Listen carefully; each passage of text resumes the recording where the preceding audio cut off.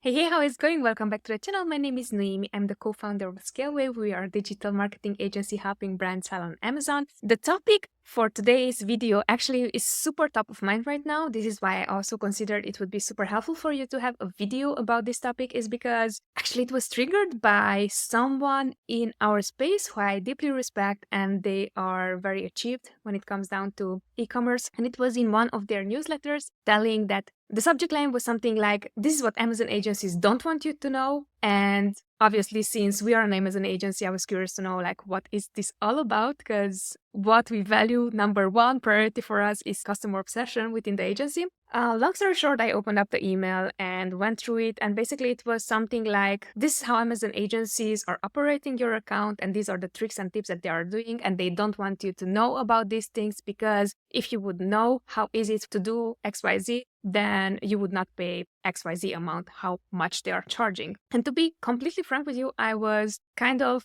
disappointed when I read that, because I knew clearly that that is something that it has been triggered by agencies out there. But after I took a step back to realize, like, what is going on, what I realized is actually there's misalignment between expectation, misalignment in communication, and misalignment on deliverables.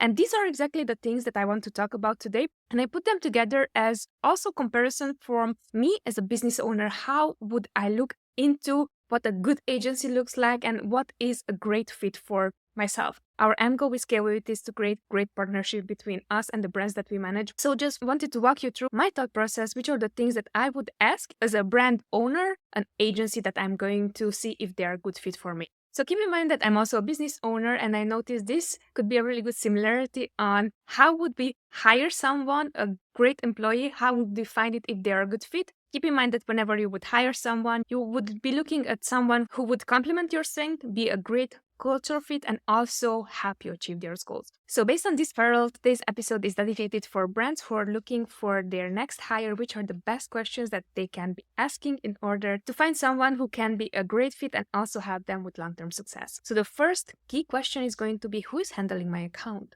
And why is this important for you to know is because there are several ways for accounts to be handled. First off, it can be the one account manager who's handling the whole account. It can be multiple account managers handling your account. Or 3, it can be an account manager and the software that's going to run basically your account. Why is this crucial for you? Is because based on that, usually what we're seeing is that if there's one brand manager that you're going to communicate with, it's going to be an easier communication because you have a one-on-one communication with that person. The moment that there are multiple people who are going to handle your account, then it's always going to be probably a lot of back and forth unless the agency already has a really good system in place that is going to allow clear communication, direct communication, even if there are multiple people who are going to answer to you. The third option when it comes down to account management, which is the software and the account manager, here what we will have to know and look for is that how knowledgeable it is the account manager. Because most of the time what is happening, especially for agencies that are scaling really, really fast, they are going to have the one software in, and then they're going to use that one software in order to help them scale.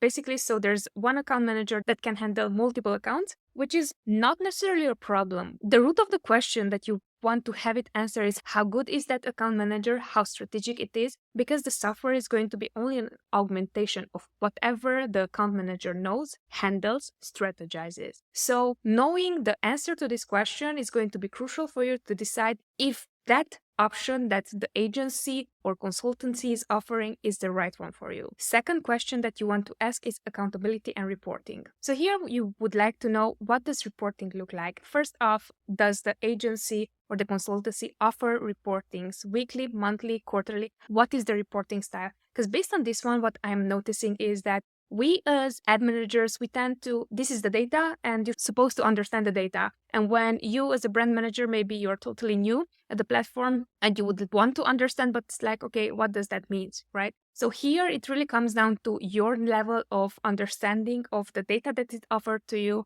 End goal should be, if you have the goal of scaling or profitability, the KPI that should be. So did it increase? Did it decrease? Did it stay stagnant? And then what caused that besides only Amazon ads factors, right? The second point here for this question that you would be looking into, does this include service only or is it service and consultancy? And why is this very, very important is because reflecting back, what I'm seeing is actually this is one of the things that we were working very hard on in the agency, because most of the time whenever we would onboard an account, while it's in our like fine print, adding exactly like what is the service that we're offering, what it includes, what it does not include, most of the time what I'm seeing that even if we went above and beyond and writing 10 pages of like, this is what it looks like working with us, most of the time brand owners are really not going to care about that, and it's like, okay, they just want you as quick as possible to handle their accounts. So it's going to be really crucial for you to understand, is this service only or is this service plus consultancy? Because, for example, we have several plans. We have different plans. One is service only, one that also offers add-on as consultancy.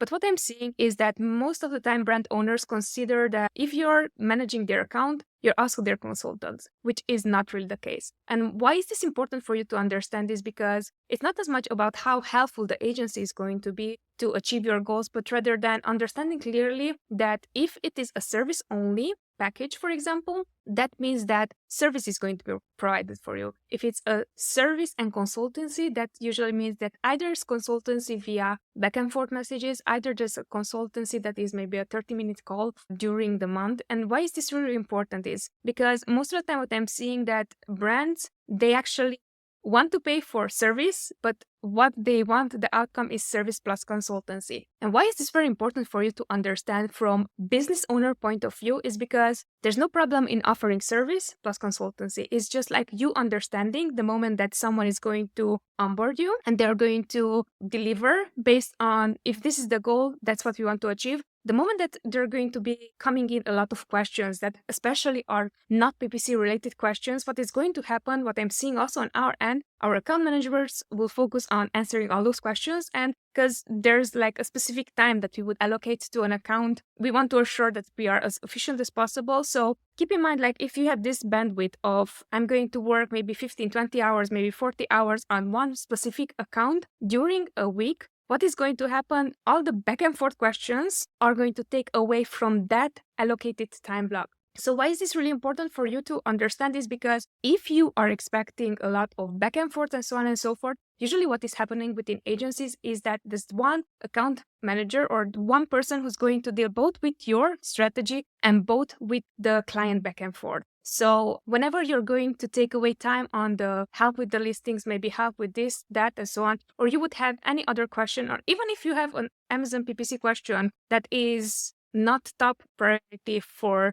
you to achieve the goal, what it's going to do is going to take away your attention. So very, very important for you, know the reporting style and know what is expected. Because once that is communicated and what that is clear for you, like I'm thinking as a business owner, I don't want to bug my employee every single minute. If we know that the focus for that day, it is to optimize the bids, to create new campaigns, to do XYZ, I don't want to take away time from them because I would write them, they're expected to reply to me. And then I'm going to take away time from their allocated time when they should be focusing on something else. And that way, I'm just going to make them not achieve the goal that we as a team had. So just like letting you know, being super upfront, again, coming from a business owner point of view, here is just you understanding that whenever you have questions, it's going to take away time from the allocated time block that you have for the account. I think the most important takeaway here it is just as you expect that agency to be the best partner for you to become that best partner for that agency. Because most of the time what I'm seeing is always just a lot of take, and everyone wants to have their own win,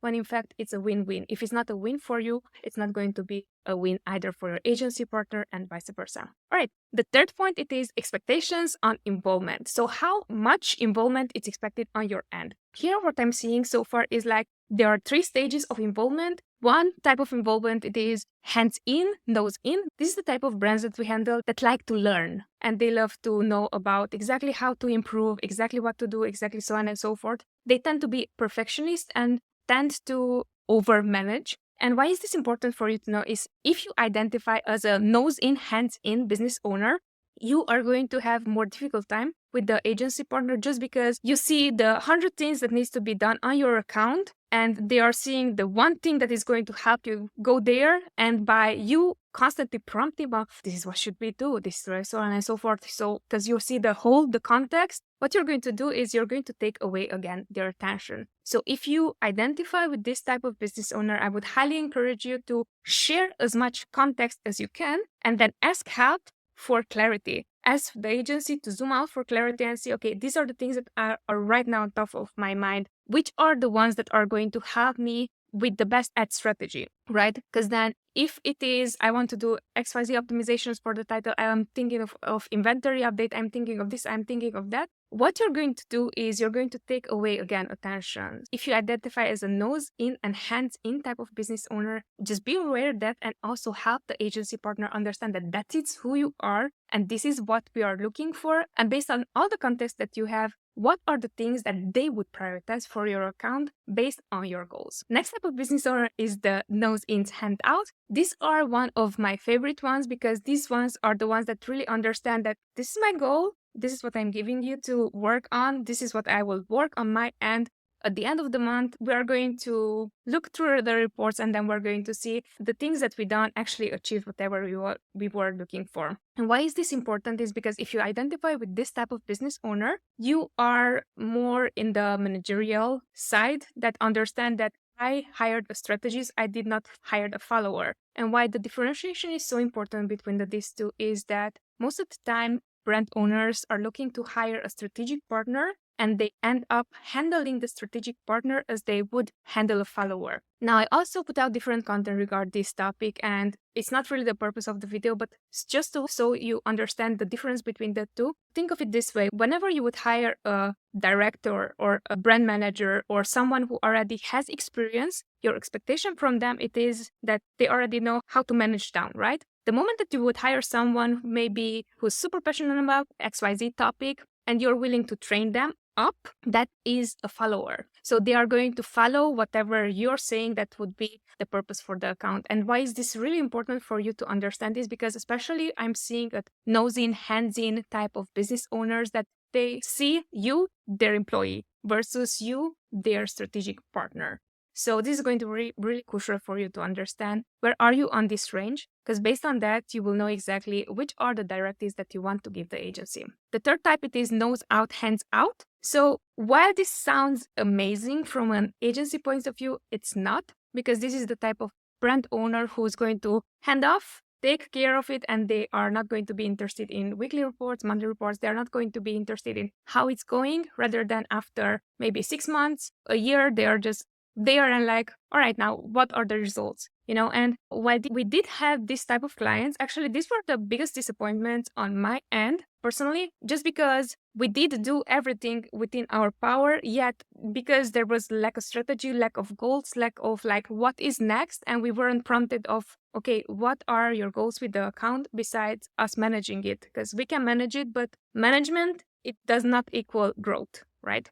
If you're this type of business owner, then do ensure that you're going to get at least reports, at least like understanding what is going on within the account and clearly communicate whatever your expectations are. Some of the agencies I talk to, they don't even offer reports, which is a clear way of how irresponsible they are when it comes down to their duty of ensuring that there's accountability, so reports, right? So summing up the three is nose in, hands out, and nose out, hands out. Identify which one you are, because this is going to 99% showcase the success of your partnership with the agency partner. Fourth point, negotiation and fit. This is a crucial one. And again, coming from a business owner's point of view, I want to show both cases whenever an agency would offer you a discount and whenever you would ask for a discount, the agency. All right, the first point is whenever an agency would offer a discount, it can be different discounts. It can be that maybe the agency is smaller, it's looking to gain more experience, therefore they are going to do it for a cheaper fee. Keep in mind, cheap, it can become very, very expensive in the long run, so just keep that in mind. But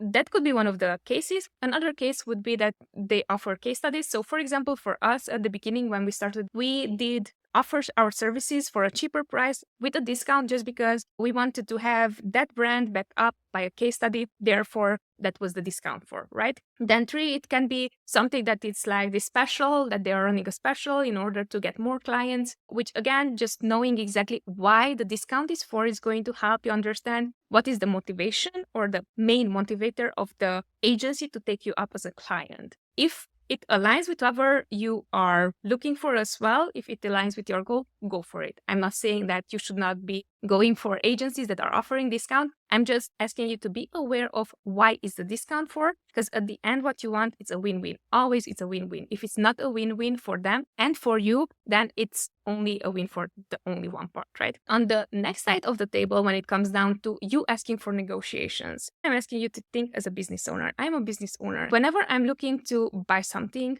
I'm thinking, okay, if you ask for XYZ price, you think that that is the best price where you are profiting and I am profiting as well. So now thinking back, all the discounts that we offered so far, I'm just thinking which was the feeling or which was the sentiment afterwards. One, they're not valuing my offering, because honestly, why would someone offer less, right? Two, they might be thinking that this is a wise business decision because everyone is advising you to negotiate, because then you're smart. But think of it from this point of view. Whenever someone is negotiating with you, do you like that? Probably you don't. I honestly get offended whenever someone is negotiating with me because I already know that I'm offering the best. And then three, let's think of the outcome. So let's say that you ask for a 10%, 20% discount, and then they offer you the discount. Now, in case that they offered you the discount, maybe their win it is that they gain a new client. Your win it is that you're going to pay someone 20% cheaper. But based on that, you're going to only look at I'm getting this at a cheaper price. So you're not looking at this is whatever the value proposition of this agency it is, and based on that, they are going to deliver. What I'm seeing usually it's ending up this type of partnerships in, it's either you as an agency realize that you're doing usually more work for those type of clients who are asking for discounts than for the type of clients that are like, all right, I'm all in, I'm respecting your pricing, do whatever you need to with my account in order to achieve my goals. Second thing, what I'm seeing is that if you are that type of client that has a 10 or 20% discount, even if you're a good client, you would be the first one on the list of the agency. Then once that you're scaling and they have already like too many accounts to handle and they didn't figure out how to scale further, you would be the first one on the list that is going to be proposed, look, this is our pricing. Are you willing to pay the new pricing for our service? Or you would be the first one to consider to be let go. So those would be the things that I would be looking into when it comes down to pricing and negotiation. It's not as much as you making a win, but it has to be a common win. And if it's not a common win, maybe on the short term, for 3 months, 5 months, so on, it's going to work. But on the longer term, you will see that there's a resentment, either from your end, either from the agency's end. All right, and now let's move into the next point, which is the role of the account manager. So here, basically, this is something that I'm noticing, again, just as a business owner. Whenever it comes down to what the role of the account manager is, they are going to multiply whatever you are. So if you are a good strategist, if you have clear goals, if you at least have a goal of, I want to achieve XYZ in XYZ amount of time, for them, that is going to be, this is how you want to achieve it, therefore I'm going to create a plan for it. Most of the time, what is happening is that you are new, maybe to the platform, you have no clue whatever you want to do. And also the account manager is, I don't know exactly what I'm supposed to do, therefore what I know what to do is how to manage an account, how to maybe increase sales 10%, 15%, and so on, but they are not going to be maximized as potential. So it's going to be very, very important for you as a business owner, clearly state what your goals are. So then you're giving more clarity to the account manager to see, is this achievable? If it's achievable, in what time is achievable? If it's not achievable, what other options do we have? But here, just keep in mind that what we want is, we don't want someone who's able to forecast your growth. Because honestly, right now on Amazon, if you want to scale only with PPC, PPC is only the 1% that is going to help grow your account. Anything else that is not PPC is actually 99%. Your product listing, your images, your inventory, your SEO, all those are going to help you sell more rather than PPCs. Here are the eyeballs for the products. Just ensure that you're going to sell. So quick takeaway, if you don't know where are you going, highly likely that they are also not going to know where you're going unless they are strategic partners and it's expected from their end to help you guide through the process. But this is again something that you would need to clarify at the beginning of before even onboarding. A good tip here is that a great account manager is always going to ask for your goals, always going to ask to what is next for you. So based on that, they also can strategize the best options for your account. The sixth point is the questions to ask. All the 5 questions that I gave you and we went through, they are not your typical, why are you better than XYZ company? Or this is how much XYZ company is willing to do it for me. Are you willing to match their price, right? while those seem to be very interesting questions, actually they are questions that aim to throw you off guard rather than and get into a defensive mode on why are you better and so on and so forth. In fact, the questions that you're asking, the quality of your questions, they have to be smart questions. And smart questions are, this is the person, those are their hard skills, this is who I am, this is my goals for the brand. Because if we don't align, no matter of how good of salespeople are and they're going to sell you on their services, at the end, you're not going to be a good fit. So the questions that you're asking supposed to give you two answers. One, is this account manager able to help me achieve my goals? Two, if I'm going to have this account manager on, are they also able to help me with strategic thinking? And that's a wrap. Summing up quickly the question. The first one, who's handling my account? Second, reporting and accountability. Third, expectations on involvement. Fourth, negotiation and fit. Fifth, the role of the account manager. And the sixth one, asking smart questions instead of questions that are going to just throw off on topic and make you create a salesperson that is going to sell you on emotion or logic. That means I certainly hope that you found value in this video, and these are the type of questions that I would highly advise you to ask in order to find the best fit for your company that is going to help you achieve your goals. If you found this helpful, ensure to smash the like button. Take care, bye!